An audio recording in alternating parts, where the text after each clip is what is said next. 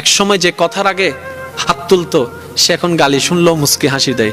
তো বন্ধুর একদিন তাকে জিজ্ঞেস করে, কিরে নেতা, তুই না কথা বলার আগে হাত তুলতি?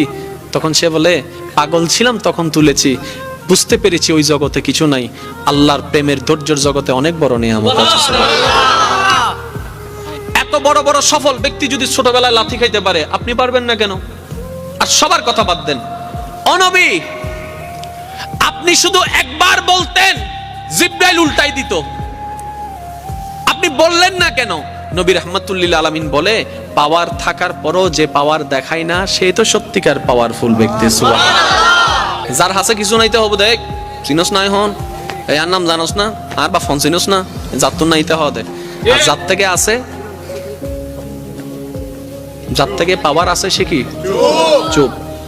যার থেকে সত্যিকার ক্ষমতা থাকে সে কখনো কথা বলে। আপনাকে গালি দিল, আপনি উল্টা গালি দিলেন, ধৈর্য ধরলেন। কিন্তু আপনি যদি বলতেন, দিলে দাও গা, আমাকে গালি দিছো দাও গা, সে উল্টো ভাবনায় পড়ে যাবে, কি রে কারে গালি দিই, সে তো লড়ে না। সত্যি করে বলেন তো, আপনাকে কয় মিনিট গালি দিতে পারবে? একবার, দুইবার, তিনবার। গালি কখন ঝগড়া হয় জানেন? একটা দিয়েছে দুইটা দিলেন, দুইটা শুনে তিনটা দিয়েছে চারটা দিলেন, এভাবে কিন্তু বাড়তে থাকে।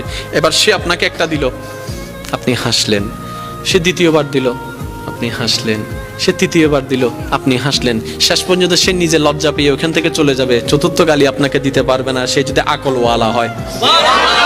আর আপনি আমি বোকামি করি কি, হে কি হইছ তুই আরে মারি দি, মারি দাও না করে পুলিশ আইরা আরো ধরিলে যার গুই তা হইলাম না, আয় তো ন দিতে দিয়ে দে, ওদের মাঝি হনে ওদের আয়, ওদের তুই চল।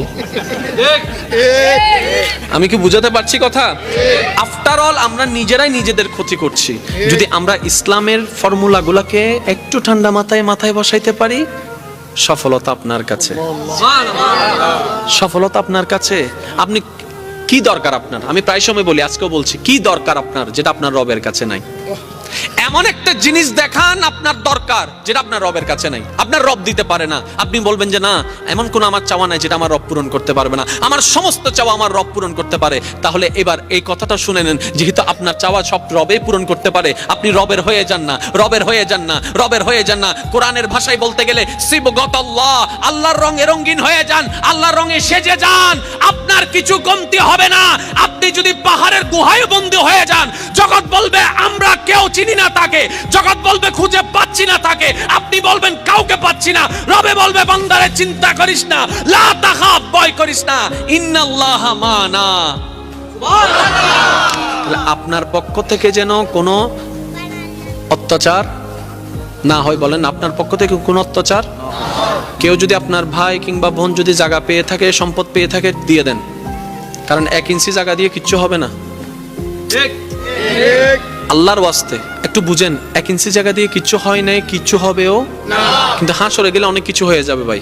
তো সুতরাং ওইখানে যাওয়ার আগে যত মামলা আছে এখান থেকে সব শেষ করে নেন, ঠিক না ভাই? ঠিক। কারণ আল্লাহর পাল্লায় পড়লে কিন্তু খবর আছে, আল্লাহর বিচারের পাল্লায় পড়লে খবর আছে। আর সবচেয়ে মজার কথা কি জানেন? কোন বান্দা যদি নিজে থেকে চায় আমি পরিবর্তন হব, সে ছেলে হোক কিংবা মেয়ে হোক, সে যদি অন্তর থেকে সে যদি এতটুক চায় আমি পরিবর্তন হব, আল্লাহ পাকও তাকে পরিবর্তন হওয়ার জন্য সাহায্য করেন। সুবহানাল্লাহ। কত বেনামাজ এখন নামাজি হয়েছে জানেন? সুবহানাল্লাহ। কত নামাজি এখন তাহাজ্জুদওয়ালা হয়েছে। সুবহানাল্লাহ। হাজার হাজার আছে।